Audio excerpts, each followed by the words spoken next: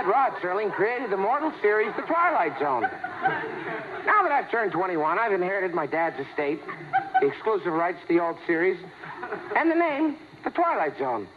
When my dad wrote The Twilight Zone, people had different viewing habits, longer attention spans.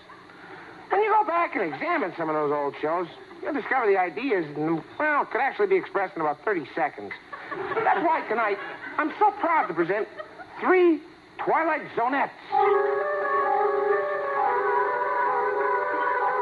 Gosh, honey, I was really worried when those aliens abducted us and took us to this planet.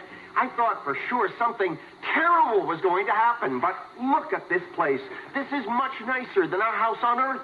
Yes, the lights work, there's a record player, and look, a full liquor cabinet. Well, I guess there's no sense beating our heads against the wall. We might as well sit back and relax. All right, I'll open the curtain. All right. We're on exhibit! We're in a zoo! Wow, how about that for scary? I tell you, I don't know. I'd rather be killed or live in a zoo. Pretty good stuff. Whoa, Batu-day. Oh, what a girl. Oh, Batu-day. Oh, what a girl. Boo-dow. Boo-dow. Boo-day. Boo-day. A Batu-day. Oh, what a I girl. off the train. I met a real dame. She was a hipster and a gone dame. She was pretty from New York City. And she trucked on down the old fair lane with a heave and a hoe. And I just couldn't let her go. So get along, sweet little woman, get along. Better be on your way, get along. Sweet little woman, get along. Better be on your way with a heave and a hoe.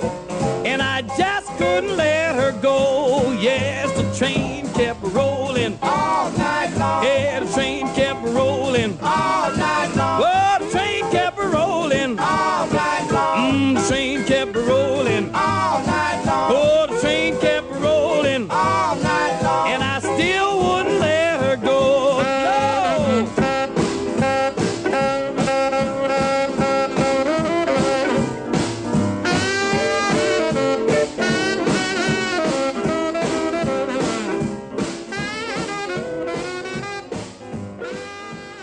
This is Bronwyn Knox, and you are listening to That Twilighty Show About That Zone.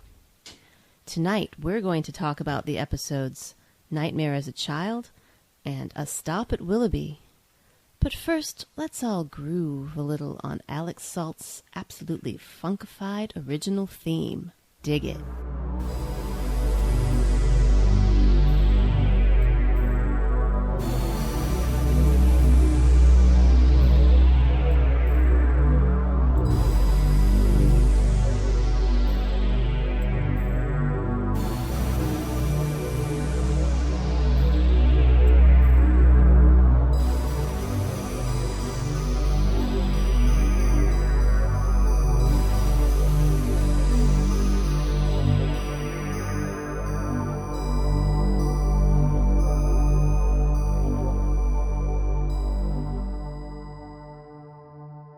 All right, what are we talking about tonight, Lawler?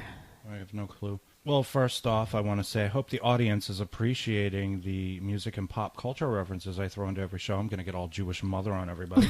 I think it's a way to keep the content alive and palatable, especially to those who perhaps have not seen much of the Twilight Zone but are still intrigued. Maybe they'll catch these new shows during marathons.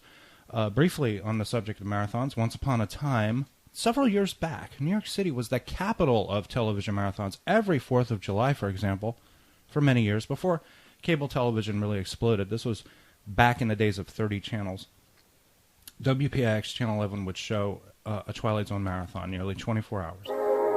Coming up next on Channel 11, The Twilight Zone. As well as marathons of every... You know, the only thing they do now is The Honeymooners, which I still enjoy. I love watching it. But they moved the Odd Couple marathons to Channel 55, and it's always the same frickin' 10 episodes. Yeah, after how many years they could choose from? Anyway. Yeah, 5 years, 5 seasons. So, I want to talk about Nightmare as a Child, which is a personal favorite of mine. I love a story about a lost memory. something buried deep in a psyche, a pivotal moment in a childhood, perhaps a memory that can save a young woman's life when she converses with a younger version of herself. But I don't want to spoil it just yet. I enjoyed the suspense, and there's a great deal of suspense, because you get an impression of what's going down before it does. It reminds me a lot of something from Alfred Hitchcock Presents in that way. It's a small character piece. It's the mystery of a little girl and a smarmy guy. We have a school teacher named Helen Foley. Not to be confused with Ellen Foley of Night Court fame. Yes, it's Helen. Helen with an H. She finds a strange and very serious little girl named Marky on the stairs outside her apartment. And Not to be confused with Marky Post. Sorry. You stole my bit. I didn't know you were going to do that. You totally stole my bit. I knew it was going to, Marky Post. Despite her stoic appearance, she's humming the tune of a nursery rhyme. The little girl seems to know her and tries to jog her memory about a man she saw earlier that day. That little girl was seriously annoying. I don't know. You really found her annoying? I don't know what you... Yeah, really. She was annoying Helen, and she was annoying me. She was just like the most know-it-all little girl. Here you are.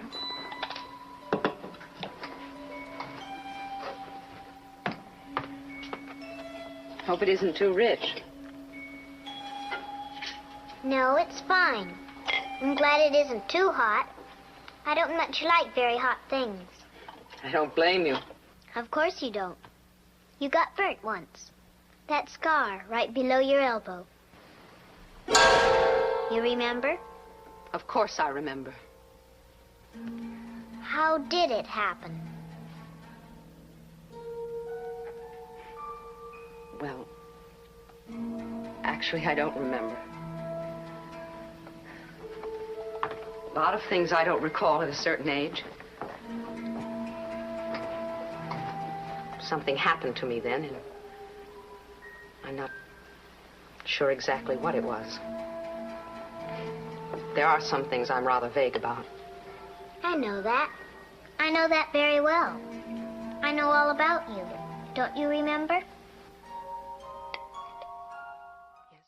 And before you know why, obviously, you kind of know where it's going, but even before you do, you're like, what is with her? That blonde girl with the curls on Little House on the Prairie. Nellie Olson?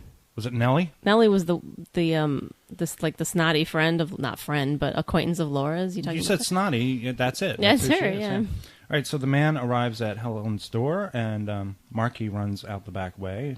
It's kind of a small apartment. I don't know how she could have a back door, but anyway. The man is Peter Selden, who you thought was Peter Sellers. That's what you said. Did he say Peter Sellers? Who claims that he worked for Helen's mother when Helen was a child and was the first to find her murdered mother's body. Helen had witnessed the crime but blocked it out. When she mentions Marky, Selden tells her that her nickname was Marky as a child and shows her an old photo of herself. The girl in the photo is identical to the Marky she met. Marky Post. Yeah, you know what was creepy about that conversation? And just got kind of passed over. He says to her, well before, again, we get into the twist and figuring out who he is and she is, he says, I had such a crush on you. Right. And you find out later, he was a freaking adult, and he had a crush on her. We just passed right he was over an adult, that. But he was a young man. I don't know. She's like 9. You can't have crushes on No, girls. sorry, you can't. Not allowed. You can't anymore because, there's a stigma attached to everything now. Yeah. You're not permitted to say things like that. Yeah, it is unusual. I'll get at that. And, I'm trying to remember what this particular story reminds me of. It has the feel of Southern Gothic, but removed to what I assume is a tenement somewhere in New York. It's interesting how this stuff was shot in Los Angeles, but most of the action in the series occurs in the East. New York City and the area surrounding it specifically. I guess L.A. is just a very boring town. Yeah, I don't know why they always do that. L.A. is a dream factory. And in that factory, they build dreams, obviously. But they build other places. They build alien planets. They build things that take place somewhere else, right? Yeah. So Janice Rule, who plays Helen, is quite good in this. The performance consists mainly of confusion and doubt, and she is a strong female character. Helen Foley, incidentally, is the name of the character in Twilight Zone, the movie, from 1983, in the segment directed by Joe Dante, a remake of It's a Good Life. Portrait of a woman in transit. Helen Foley, age 27. Occupation, school teacher. Up until now, the pattern of her life has been one of unrelenting sameness. waiting for something different to happen. Helen Foley doesn't know it yet, but her waiting has just ended. That character was played by Kathleen Quinlan, but that's where the similarity ends. According to a story I read, and they're teachers. That's a similarity, right? Yeah, they're both teachers. Yeah. One of Serling's favorite high school teachers was named Helen Foley, and he wrote that character as a tribute to her. And all of the performances are excellent. So back to the story. When Selden leaves, Marky reappears. She tells Helen that she is Helen herself, and that she is there to force her to remember her mother's murder. Through the child's prodding, Helen begins to remember. Then Selden returns and confesses to the murder. I want to bring you up to date, Miss Foley. You've been living with ignorance too long. Please. I want to impart some information because it's obviously coming back to you anyway, and I want to be the first. I want to be the very first. That night, it was me in your bedroom. I killed your mother. There was some trouble with the books, and I was pleading with her to cover for me, but your mother, rest her soul, was a particularly rigid, straight-laced woman who was going to inform on me. Now can we talk about Shepard Strudwick? He is the actor who plays the character of Peter Selden, and he is perfect. You can talk about him. He is absolutely frightening and intimidating, and he's smarmy, as you said. He is that. And when he behaves as an old acquaintance that Helen can't quite place, we know looking at him he's going to be trouble.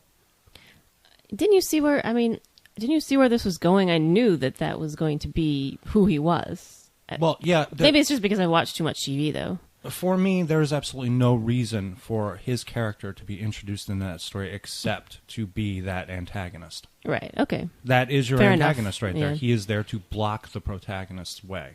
Because it's a 25-minute episode, so they don't have time to introduce some characters you wouldn't suspect. It would be, gotcha. This is another one, I think. We talked about in a previous episode how we felt like, what was it, The Four of Us Are Dying could have benefited from being longer. This This is a perfect example of an episode that would have worked in the fourth season when it was an hour long. There's some really great character development in here. It's unfortunate too because the fourth season would suffer from really a lot of padding out and a lot of thin material because I think you had a bunch of Twilight Zone writers that looked at their stuff, 25 pages of script or whatever, and then had to expand it because they were given an hour-long time slot. So then we have the mystery girl. Her name is Marky, and she's played by Terry Burnham. She is, on some level, a Jungian extension of Helen's personality, if you know what I mean. The little girl is what Helen sees when she thinks about her past. The girl is the personification of perhaps feeling small, defenseless, and she arrives just in the nick of time to save Helen from herself and Peter Selden. I've heard that one before. But in this case, she's not seeing an other, is she? She's actually manufactured herself as a little girl since... The girl doesn't exist. Right. She doesn't actually exist. We do see a little girl later at the end of the episode, but that's not her. A couple of people point out there's no other little girl there. Selden never sees the little girl. I think there's a bit where the little girl is singing Twinkle, Twinkle, Little Star or something, right? Right. Outside, and the Peter dude is there, and he's like, and she's like, don't you hear that? And he keeps saying, no, I don't hear it. I don't hear anything. So, yeah, I mean, I thought of it as something she was manufacturing in her head, not an extension of herself that she was seeing in other people, because there weren't other people. It was just her split personality, sort of. All right, I have to also note, once again, the score by Jerry Goldsmith, one of the great composers for film and television, and his score here oddly reminds me of his score for the movie Poltergeist. And here's a clip of Poltergeist to compare it to the music from Nightmare as a Child.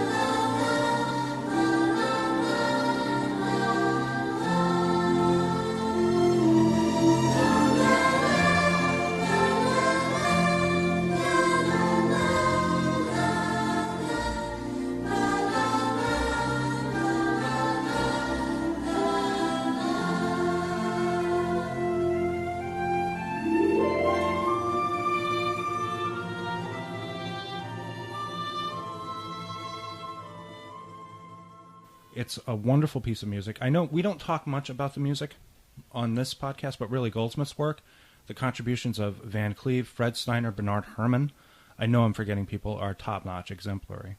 If there's only one note that falls a little flat, it's the bit with, I want to say, the psychiatrist, where he wraps it up with a little bow. Gives us the skinny on Helen Foley's fragile psyche. I feel like we don't need that. Just leave it. Yeah, he kind of spelled it all out for you. Like for those of you who didn't understand what happened, let me just spell it all out for you right now. It's kind of like the end of Psycho, although I'm more comfortable with Simon Oakland's psychiatrist explaining Norman a little bit. Norman Bates to a bunch of people, like, what the hell just happened? Why was he dressed like that? There's a very funny line too, where a cop is talking to the psychiatrist. He says, "Weird, really weird," and the guy says, "The human imagination is often weird." I just thought that was such a funny kind of a throwaway line. I mean, why would he throw that in there? Oh, I wonder why he put that little bit in there with the other little girl, because that was probably just a kind of like she didn't exist, right? Terry Burnham's character there didn't exist, and so when you hear another little girl singing in the hallway, you're like, oh. Oh, no, another little girl that doesn't exist. But and then she goes out there, and we see just a regular little girl, like a little brunette, and played by the actress Suzanne Cupito, it's hard to say, who will grow up to become the extremely beautiful Morgan Brittany. This was her first appearance on the show. She would appear again in the episodes Valley of the Shadow and Caesar and Me. What was Morgan Brittany on? She was on some primetime soap, like Knots Landing, Falcon Crest, something like that. Yeah, I'd have to look it up. I don't know. You're right. A nighttime soap. That's what she was known for. I know that she was also, because you really, I mean, like, Morgan Brittany's gorgeous, right? She has those incredible blue eyes, right? And she has that dark hair, that gorgeous dark hair.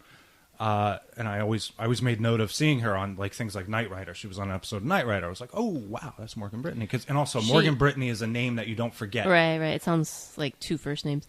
And she was a guest. She guest starred all over the place on television shows in the 80s. She was on a show that didn't last very long, and I don't know why I remember this, but it's called Arthur Haley's Hotel. It was based on a book by Arthur Haley. It was a TV series, miniseries, or something like that with James Brolin. I don't know why I remember this. That was her. What wasn't that? Connie Selica?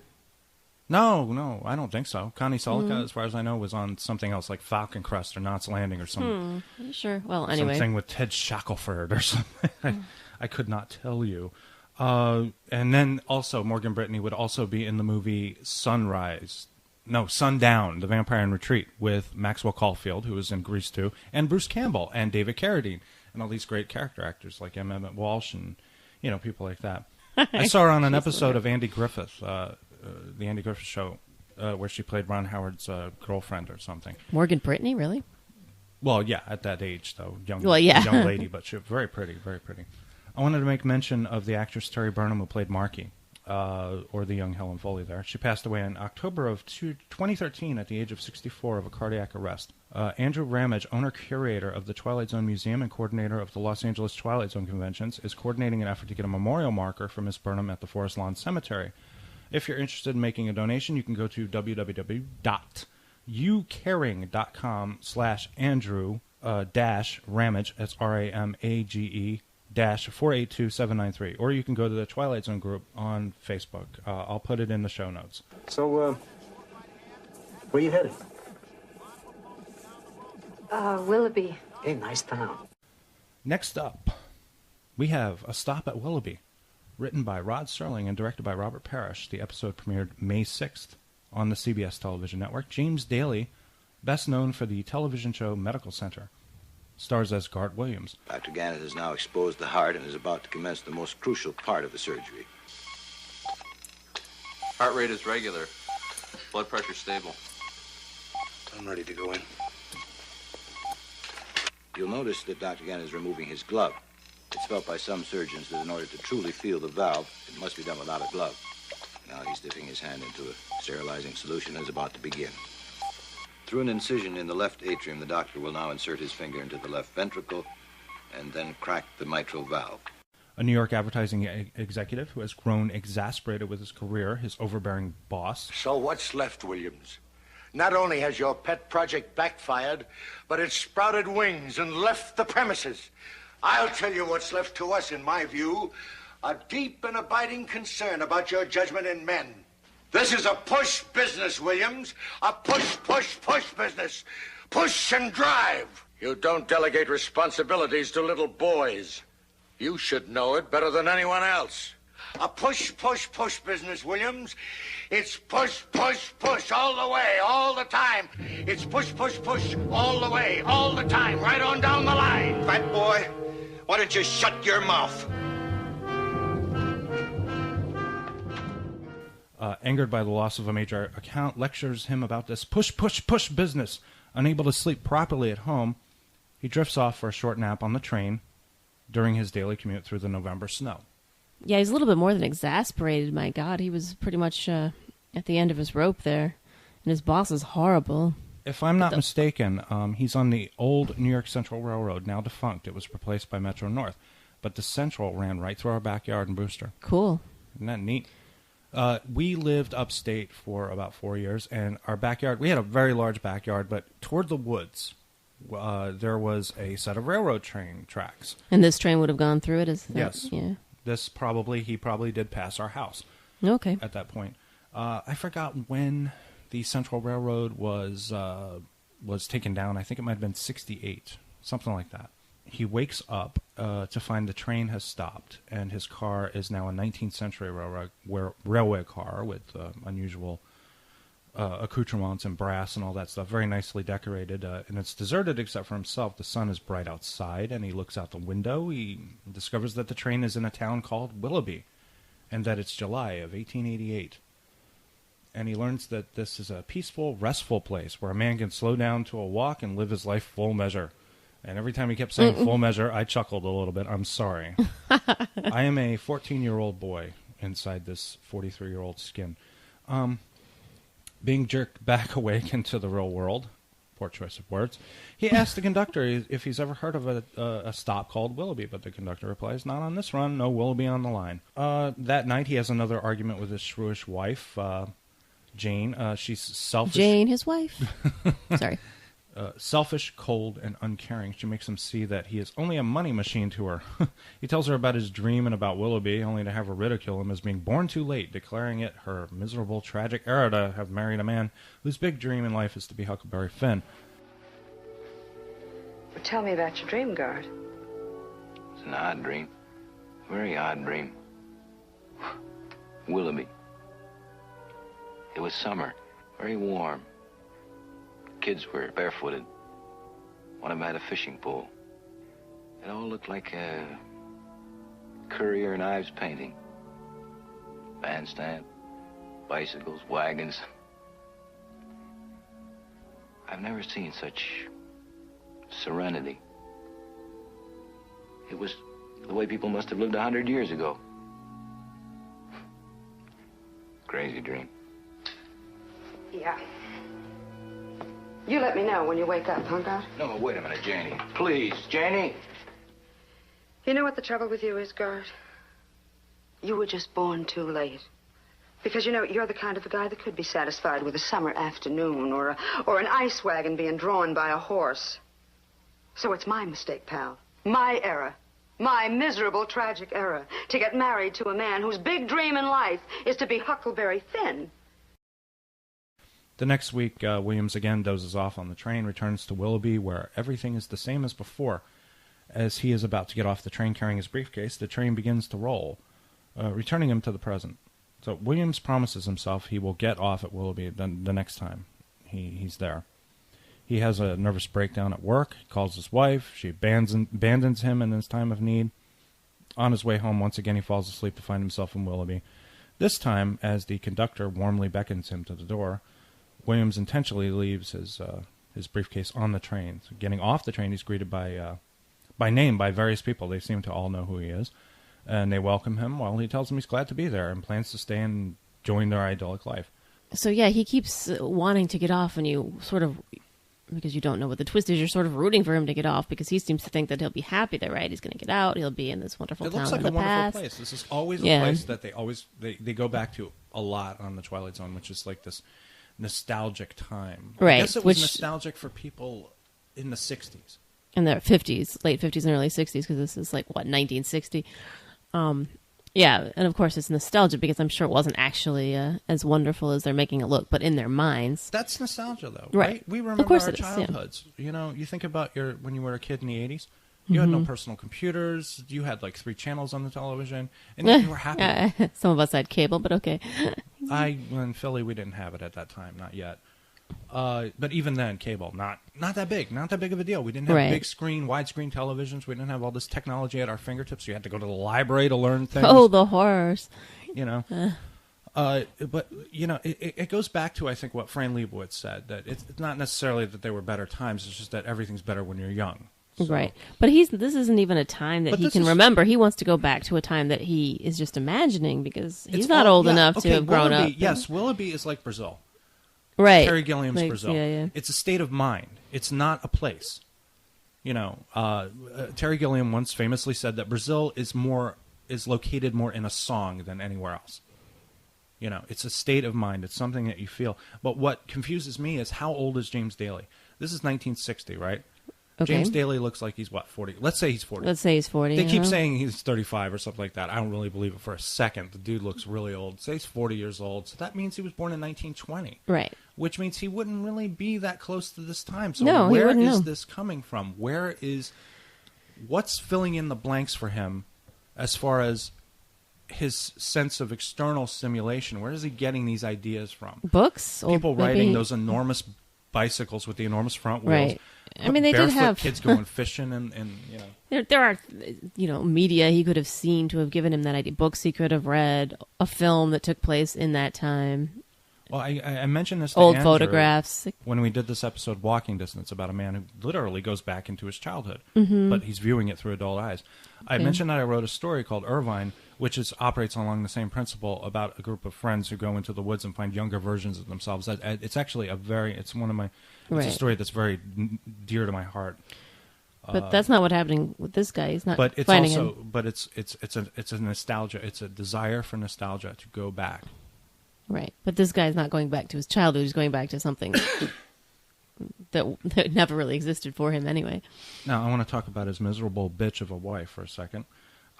She doesn't seem to, or is unwilling to understand that he hates his job. He hates having to get on that horrid train every morning. We had to do that living in Brewster. He lives in Connecticut, which is 5 miles from Brewster, very close by. His wife doesn't behave like a wife, more like somebody's kept woman. Used to spending her husband's money and living a very lavish lifestyle. He kills himself to provide her. He shows symptoms of compounded stress, maybe even a heart attack is on its way, and she doesn't seem to care. Why is she so horrible? I don't know. She's trapped. She has nothing to do. She really can't relate to anything he's going through. And, at the end there of that last time when he called her from work, she had a chance to help him out. Instead, and she didn't. We hear click. Unbelievable. On the phone. Bored. That's really bored. You might have nailed it on so, the head. Yeah. What does she do? She probably, drinks several glasses of wine per day and sits around in this gorgeous home. And even snowfall in Connecticut, it just looks absolutely idyllic to live there, and she is bored. So she might be suffering from the same problem. Apparently, the lesson here is trying not to live in the suburbs when you are working over 50 miles away from where you live, something like that. But I was not aware of this interesting bit of trivia until I was reading about the Star Trek episode Requiem for Methuselah. James Daly had a guest starring role in that episode. It was in this book, These Are the Voyages, Season 3, written by Mark Cushman with Susan Osborne. An excellent look into television production of the original Star Trek series. I highly recommend it for anyone interested in the workings of production and ratings and advertising. But I wasn't aware that James Daly, for years I wasn't even aware of this, is the father of Tyne and Tim Daly.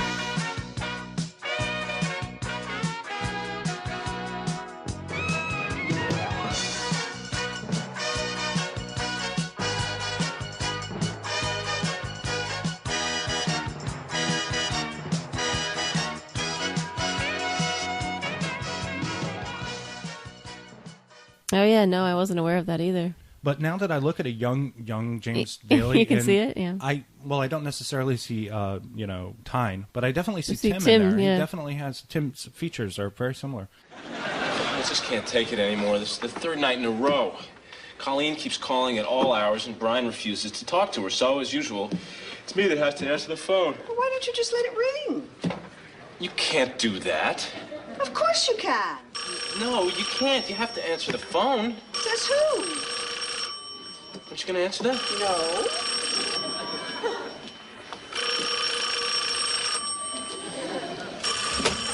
And neither are you. Feel the freedom, Joe. Feel the power of not answering a ringing phone. Now, don't you feel better? No. Oh, well, come on, Joe. Think about it. How many phone calls in your life have been so important they couldn't wait? Faye, your neighbor's been trying to reach you. Your garage is on fire. Oh, my God. The swinging pendulum of a station clock at Willoughby fades into the swinging lantern of a train engineer. Nice dissolve. Standing over William's body. It appears that when James Daly's character gets off and goes to Willoughby and decides, that's it, I'm done, what he actually did in real life was get up from his seat on the train and jump off a moving train, basically killing himself. Sort of. Yeah, would that be enough to kill you? It would depend. If a train was going fast enough, yeah. Okay. Yeah, if you jump from like a train going 50 miles an hour, you might run smack into a tree. Is that a stupid question? That might be a really stupid question. Lots of trees up there. So you see people doing it in other films all the time. Like people do these spectacular jumps off. Somehow they're all right. This guy jumps off and he died. It seems like the least efficient way you could commit suicide. Yeah, that's true. That's a good point. So he has no idea where he's jumped. going. So they load him into a hearse. The back door of the hearse closes to reveal the name of the funeral home, Willoughby and Son, which is one of those dun-dun-dun moments. Yeah, it's sad, but it's happy. That's how I feel sad, about but it. It's happy. It's sad, but it's happy. No, it's because he maybe he's in Willoughby in his mind, or whatever happens to his consciousness when he dies. Yeah, the biggest pressures in his life are gone now. His boss and his wife. Right. This is like Burgess Meredith in Time Enough at Last. His boss is horrible. His wife is horrible. Nuclear bomb blows everything up. He's all by himself. Finally, he gets peace. That's what he wants. Right. But I mean, not that you would want this to be any solution to your problems. Now, I remember there was a bit in an episode of Futurama where Philip Fry is having a dream, and the dream features product placement for a company that makes underwear called Lightspeed Briefs. Oh, yeah, okay. And he's pissed off. He's incensed at corporations invading his dreams. Lightspeed fits today's active lifestyle, whether you're on the job or having fun. Lightspeed Briefs. Style and comfort for the discriminating crotch. Oh, what a weird dream. I'll never get back to sleep. Futurama, for those of you who don't know, is about a man from the 20th century who is frozen cryogenically, wakes up in the year 3000. In 3000, yep.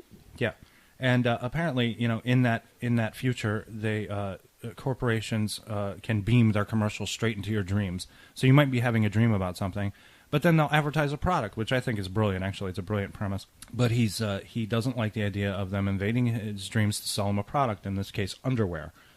And I thought of that because Willoughby and Son is a funeral home, and the town he stops in while he dreams is called Willoughby. So the town is a form of product placement in his dreams. It's like, This is product placement for a funeral home. With Willoughby and Sons, you'll always rest in peace. Oh, that's terrible. Joke's on you. According to Martin Grams at the Twilight Zone Facebook group page, Stop at Willoughby, some of his notes, the script was originally conceived as the pilot film for the Twilight Zone, but scheduling conflicts caused Serling to shelve this script for a time. Shortly after the holiday season of 1959, he revised the script, shortening the length from 60 minutes to 30. Now, that's interesting. Nerd alert! They were going to do it as an hour long, and then they compressed it. I don't know. I feel like we got what we needed to get in this one, I don't think minutes. it would have benefited from being longer unless they were going to add some other kind of elements to it that I can't imagine. You know what they really could have done? I mean, I felt like the wife was not given the proper treatment. She really came off as a shrew. And I know people can seem to be that way, but in reality, you'll find, patience and understanding, that might have worked a little bit more in that favor if they had just fleshed out the wife a little more rather than being what she is. A Stop at Willoughby was made for the Twilight Zone radio show, and I do have a clip that I'm going to put here. Willoughby, 5-minute stop. Wait, what is this place? Already told you. Willoughby. But that's impossible. Take a look for yourself. But But those clothes, the horses, what is this, a practical joke? No, sir. It's Willoughby, July 1888. Nice place, don't you think? And there's the woman I was talking to. Where did she get that parasol? You'd have to ask her. Getting off? Well, this isn't my stop. Miss, you there? Why, hello, Mr. Williams. Good day to you. Hold on. Can you tell me... Shall I open the door? No. You ought to take a look around sometime. Peaceful, restful, where a man can slow down to a walk and live his life full measure. If you're not getting off, you'd best take a seat. That was another really wonderful episode. It was very emotional. Is it anything that you remember from syndication? No, I don't remember this one from syndication. I have a funny feeling that most of the syndication ones I remember are from later seasons. But I'm glad to have seen it for this. So, okay, that'll about do it. This is the final episode I'm actually recording for this season. I record everything out of order because I want to group as many as I can with certain guest stars, so it makes it a lot easier. My guest stars, if you will. But it's been a really interesting, it's been a very interesting process. And getting all these people together has just been really a lot of fun. But we're going back in time because basically this is what, episode... I don't even know what episode this is. 15? I'm going to say episode 15 of that Twilighty show about that zone. So, going back in time, I will be discussing The Chaser and A Passage for Trumpet with Alex Saltz. I already recorded and edited that episode, and it turned out really well. And there's a couple of tributes there to David Bowie because we recorded it the week of his death with me horribly trying to sing Changes. Thanks for tuning in. And please, try to slow down a little in life. We all reach the finish line at the end of the race. We just get there at different times, but make no mistake, we all get there. And on that creepy note of finality, good night. Good night.